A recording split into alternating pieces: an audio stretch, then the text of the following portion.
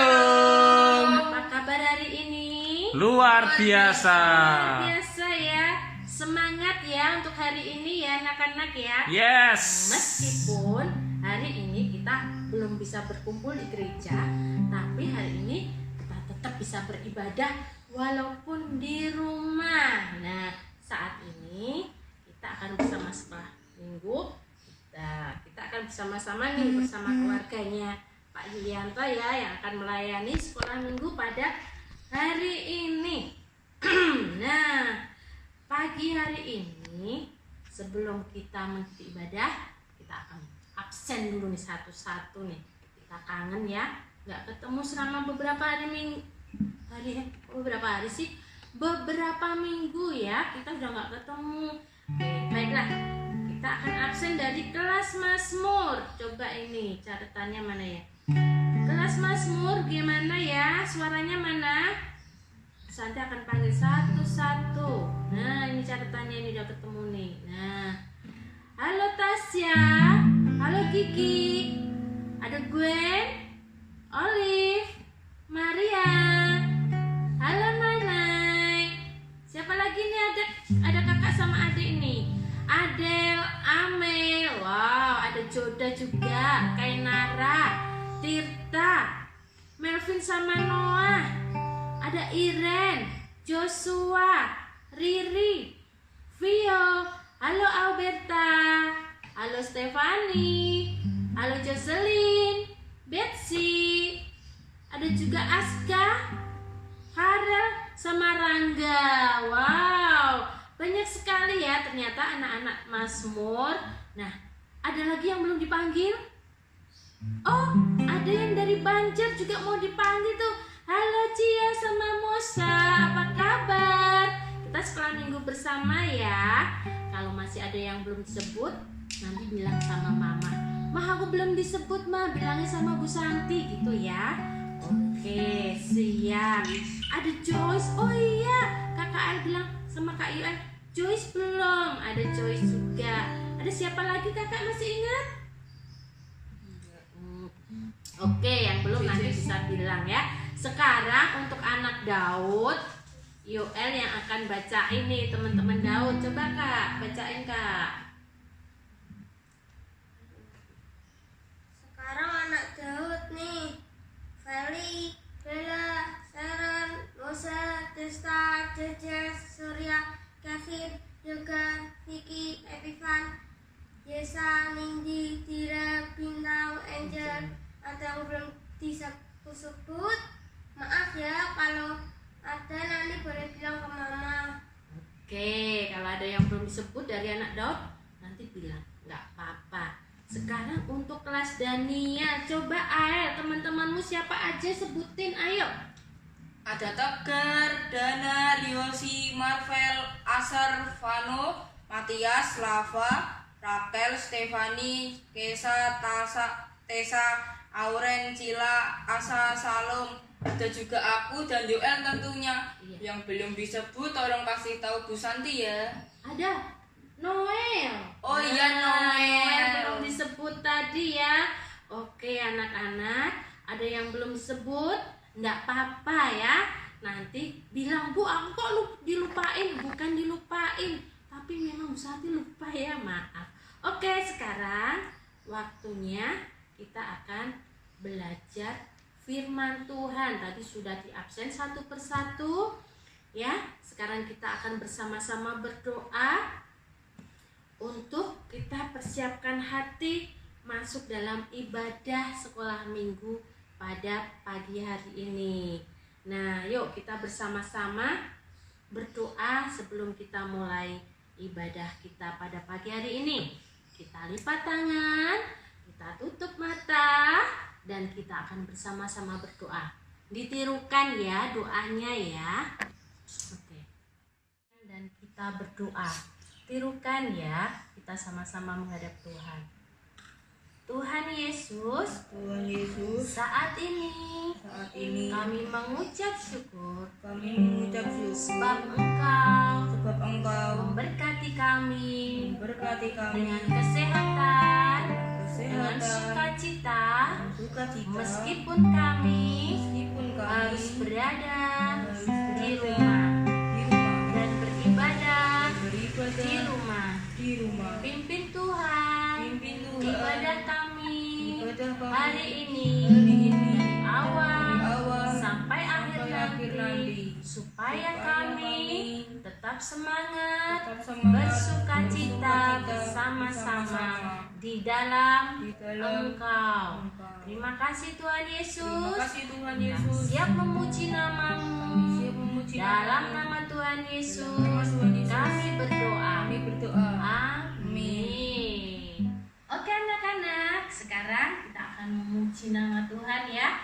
Nama Tuhan itu lebih dari apapun juga. Kita akan pujikan bersama-sama setinggi-tingginya langit. Lebih tinggi kasih Yesus kita. Oke. Tinggi-tingginya langit, lebih tinggi kasih Yesusku. Dalam-dalam lautan, lebih dalam kasih Yesusku. Seindah-indah pelangi, lebih indah kasih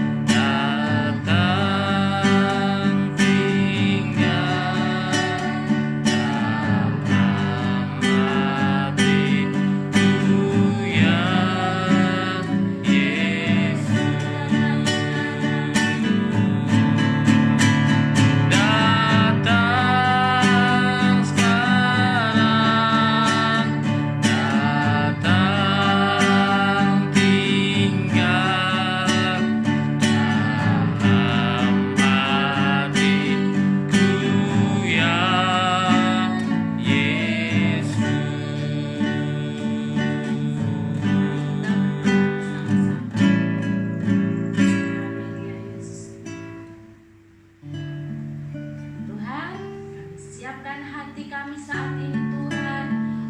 Engkau masuk di dalam hati kami. Kami siap untuk mendengarkan firman-Mu ya Tuhan. Kiranya Engkau berfirman bagi kami semua. Berikan roh ketertiban untuk kami bisa tertib mendengar dan mengerti akan kehendak-Mu dalam setiap firman yang boleh kami dengar saat ini, supaya kami boleh belajar menjadi pelaku firman Tuhan. Terima kasih Bapa. Kami siapkan hati kami siapkan telinga kami siapkan pikiran kami hanya tertuju kepadamu saja. Demi nama Tuhan Yesus kami berdoa. Haleluya.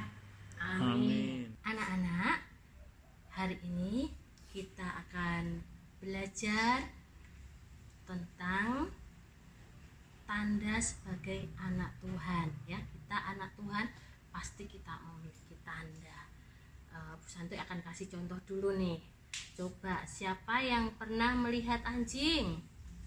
Nah, ini namanya Koko. Coba kasih salam. Halo, saya Koko ya. Nah, kalian tahu enggak kalau ini anjing? Masa sini anjing? Bener ya anjing ya? Iya, dari mana kita tahu kalau ini tanda-tandanya adalah anjing? Dia berbulu, berkaki 4. Hah? Ya, dan dia binatang yang sangat setia. Tentunya orang tuanya Koko ini juga punya sifat yang sama dengan Koko. Kakinya juga 4, suka setia dengan tuannya. Dia makan apa yang diberikan, yang berbau-bau ikan gitu dia suka. Sama seperti ayahnya Koko. Nah, tanda-tanda Koko adalah seorang anjing kita bisa lihat dari fisiknya. Seekor anjing ya, seekor anjing. Ini ada ekornya juga ya. Oh, seekor anak anjing ya. Oke. Nah, anak-anak juga tahu enggak tanda-tandanya burung, anak burung? Anak burung itu kayak apa ya? Coba sebutin. Apa? Punya sayap. Iya. Terus bisa terbang. Iya, kita bisa melihat tanda-tanda itu anak burung karena dia walaupun masih kecil tapi dia punya sayap ya. Dia juga bisa terbang. Karena apa? Dari kecil burung itu di sarangnya biasanya di pohon gitu ya. Dia dilatih oleh orang tuanya dan dia melihat orang tuanya terbangnya gimana ya. Terus dia punya sifat yang sama dengan orang tuanya. Gak mungkin ya orang tuanya burung terbang, anaknya berenang. Gak mungkin kan? Nah, itu ya, itu contoh dari burung, juga anjing yang punya tanda-tanda mereka sebagai binatang. Yang satu dengan yang lainnya pasti berbeda. Bagaimana dengan kita anak Tuhan? Kita anak Tuhan juga punya tanda-tanda yang berbeda dengan anak-anak yang lainnya. Tentunya ya. Loh, Bu Santi, tandanya apa sih jadi anak Tuhan itu? Ayo, apa ya jadi tanda-tanda anak Tuhan? Baik hati. Iya betul. Apalagi? Tidak sombong. Sabar. Iya. Suka menolong. Iya. Oh, banyak ya tanda-tandanya. Nah, itu banyak sekali tanda-tandanya. Sekarang coba ingat yang disampaikan sama Opa Probo minggu kemarin dalam video sekolah minggu. Ayo, ada 3 hal yang sangat penting yang harus dimiliki oleh anak-anak Tuhan. Apa coba? Ada yang ingat? Aku lupa, Bu. Oh, nggak masalah yang lupa. Tapi coba diingat-ingat lagi deh. Kemarin Opa Probo bilang apa ya 3 tanda itu ya? Nah, Oke. Bu Santi akan sebutkan 3 itu ya. Jadi tanda anak Tuhan yang pertama, rajin berdoa. Ayo ingat. Sudah mulai ingat Ore. Yang kedua, Tuhan. Iya, harus rajin membaca firman Tuhan ya. Yang ketiga, suka memuji Tuhan. Bersukacita selalu, tiap hari harus memuji nama Tuhan. Nah, yang Mazmur tanya nih sama Bu Santi, Bu, saya belum bisa baca. Gimana caranya saya membaca firman Tuhan, Bu? Kan masih PAUD ya. Gak apa-apa, tetap minta sama papa sama mama untuk membacakan ya. Jadi bikin misbah bersama-sama, misbah doa di rumah ya. Pak, aku pengen dengerin firman Tuhan nih, gitu ya, buat adik-adik yang Mazmur ya. Tapi buat yang kelas Daud, Daniel, Prarem, masa ya tetap gak mau sih baca firman? Ayo, jangan malas ya. Tiap hari harus baca firman Tuhan. Karena firman Tuhan adalah makanan rohani kita. Kalau kita gak makan, kita pasti lapar kan? Nah, sekarang anak-anak, kita akan belajar dari tokoh di dalam Alkitab ya. Ada banyak tokoh di dalam Alkitab yang mempunyai sifat-sifat anak Tuhan yang baik seperti yang Bapak punya. Nah, salah satu sifat itu yaitu sifat yang rendah hati, tidak sombong ya. Kita akan baca nih. Kita akan baca di dalam firman Tuhan bagaimana Tuhan menginginkan supaya kita menjadi anak yang rendah hati. Dalam 1 Korintus 13 ayat 4, Tuhan Yesus berfirman, kasih itu sabar. Ingat, kasih itu murah hati. Ia tidak cemburu, ia tidak memegahkan diri, dan tidak sombong. Nah, kita garis bawah ini, tidak sombong. Apa artinya? Benar, rendah hati itu tidak sombong ya. Karena apa? Karena Tuhan itu, Bapa kita di surga, memiliki sifat yang lemah lembut dan rendah hati ya. Kita baca di Kolose 3 ayat 12b.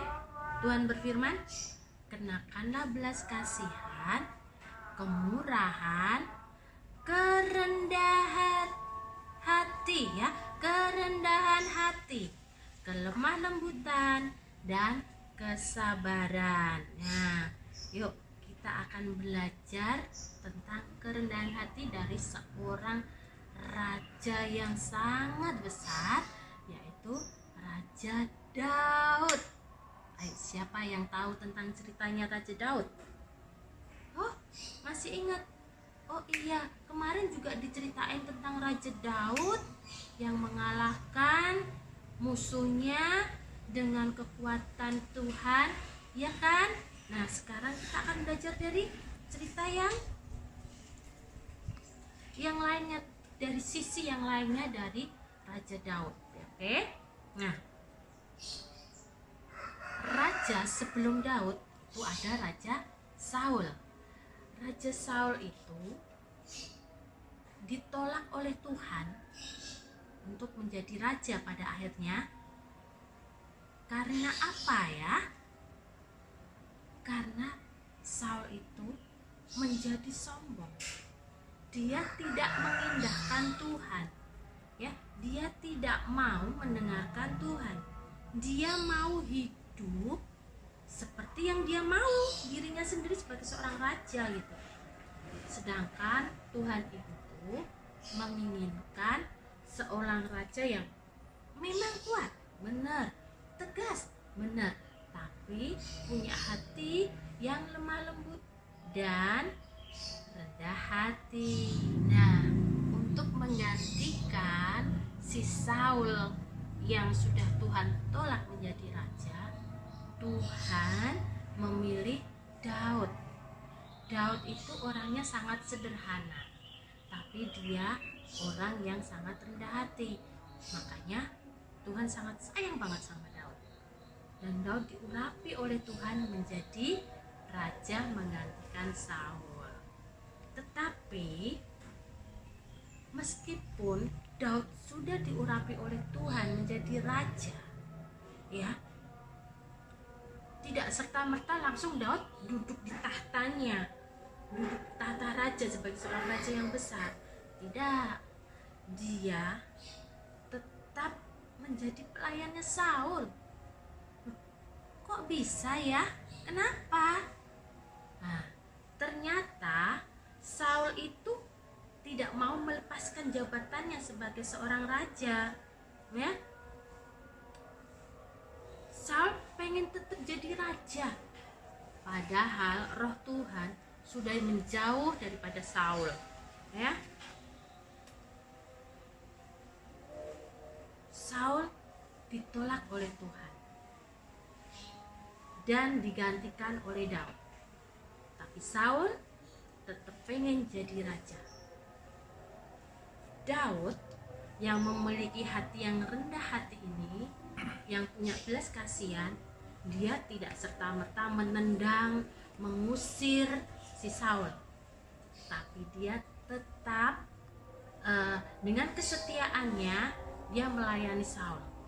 Saul itu ya, setelah ditinggalkan oleh Tuhan, setelah ditolak oleh Tuhan, bukannya dia bertobat minta ampun kepada Tuhan, tapi dia tetap kekeh dengan pendiriannya dia sebagai seorang raja, seperti itu. Dan dia malah menjauh dari Tuhan. Nah, ini yang bahaya loh anak-anak. Kalau orang sudah menjauh dari Tuhan, maka orang ini jadi kosong dan roh jahat akan masuk ke dalam orang ini. Karena apa? Karena nggak ada roh Tuhan di dalamnya. Makanya Saul pun akhirnya dihinggapi roh jahat. Nah, Daud itu kasihan. Akhirnya Daud main kecapi. Karena apa? Karena saat Daud main kecapi, ya, Daud memuji nama Tuhan, roh jahat itu meninggalkan Saul, keluar dari tubuh Saul, sehingga Saul sembuh. Itu dengan kesetiaan Daud. Daud main kecapi, memuji nama Tuhan, sehingga roh jahatnya pun pergi. Tapi kalau saat Daud meninggalkan Saul misalnya, maka roh jahat itu masuk lagi, datang lagi ke Saul.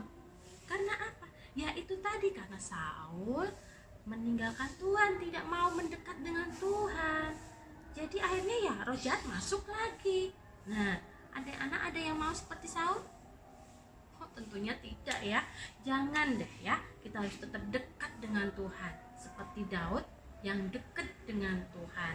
Daud dengan setia melayani Saul, mengusir roh jahat dari tubuh Saul.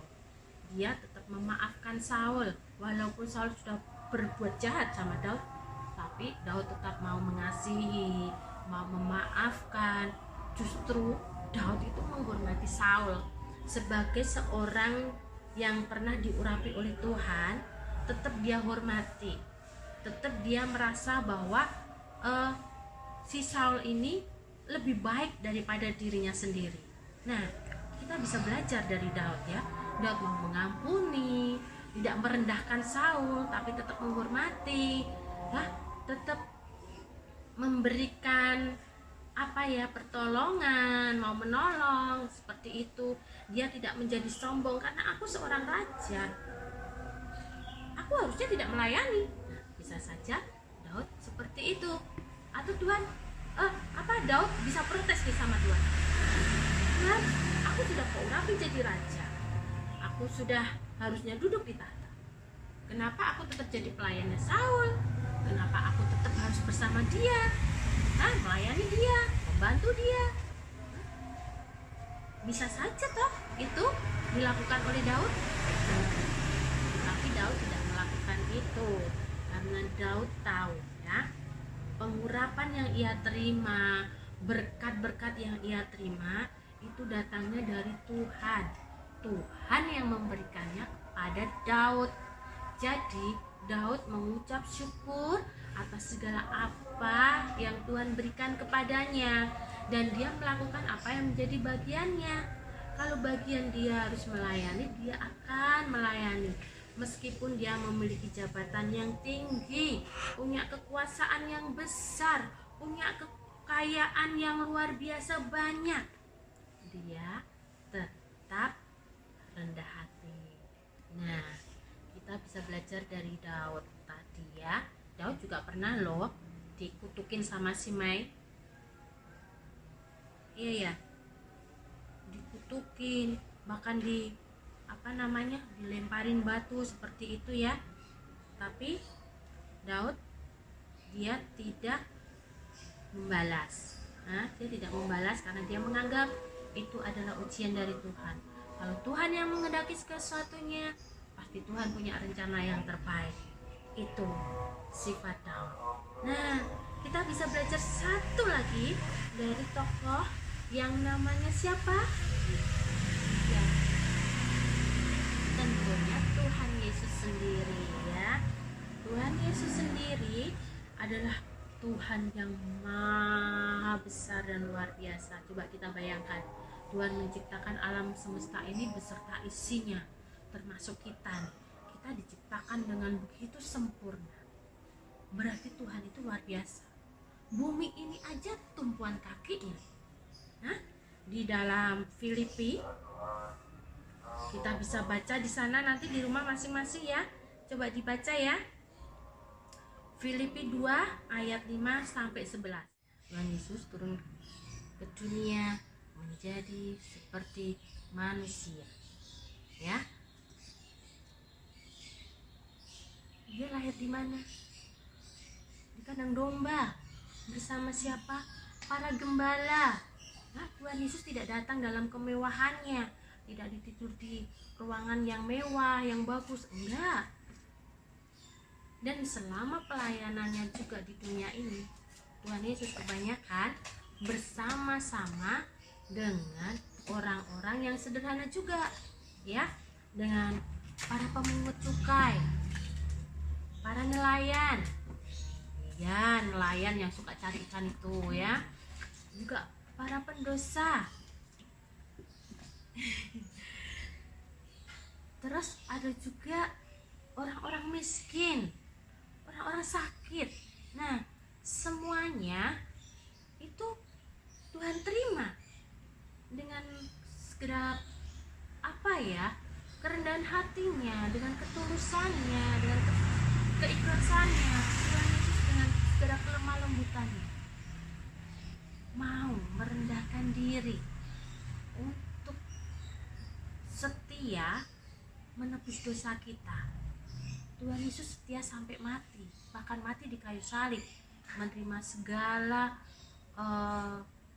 pencobaan,